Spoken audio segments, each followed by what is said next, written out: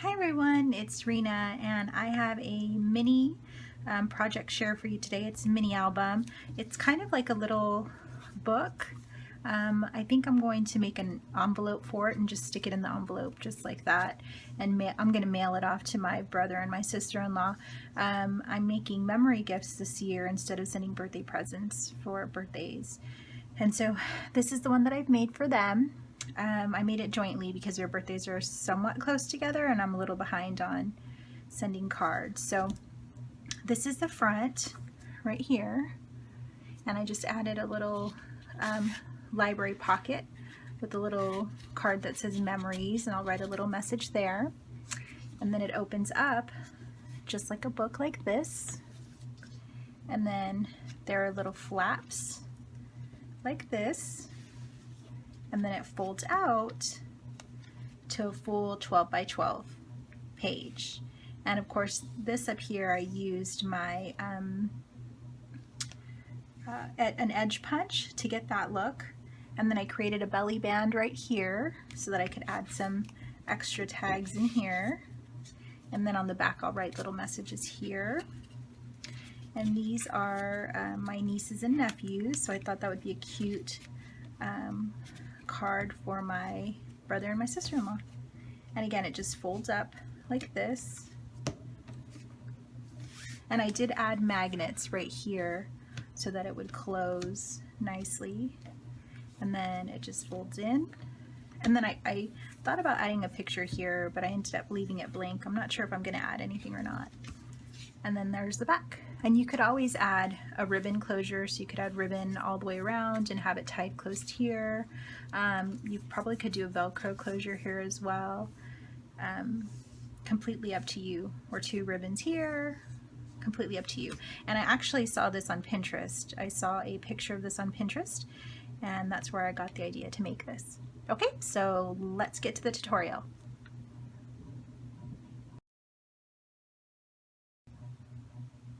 Okay, so you're going to need a 12 by 12 sheet of cardstock, your scoring board, and your bone folder. And you'll also need a pair of scissors, and then if you want to use an edge punch to decorate the edges, you'll need that also. So you're going to start with your paper on the scoring board, and you're going to score at 2 inches and 7 inches.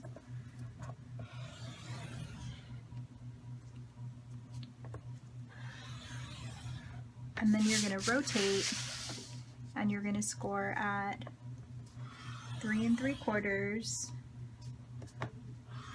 4 inches, and then 8 and 8 1/4.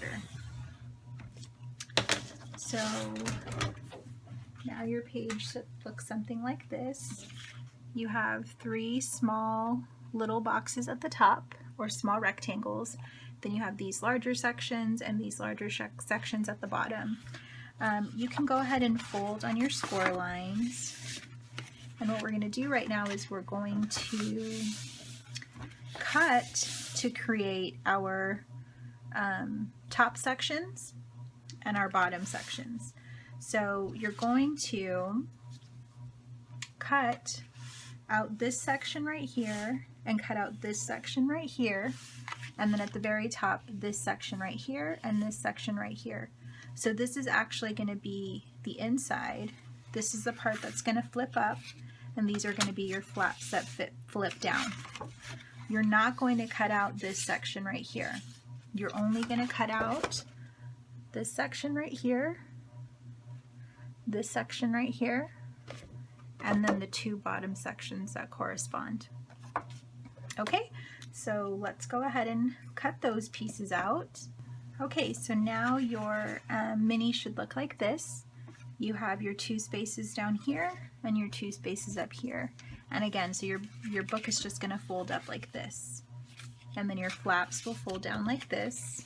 And you can use an edge punch here if you want to. I cut mine at a diagonal so that it would have a little bit of a different look. If you want to cut it in a circle, you can do anything you'd like to do. So the only other thing we'll need to do is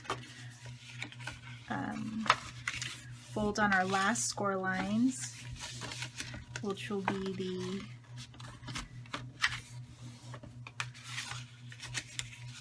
part that gives us a little bit of space for our book. So make sure you do that on both sides. And if you want to fold on your score lines before you cut, you can do that too.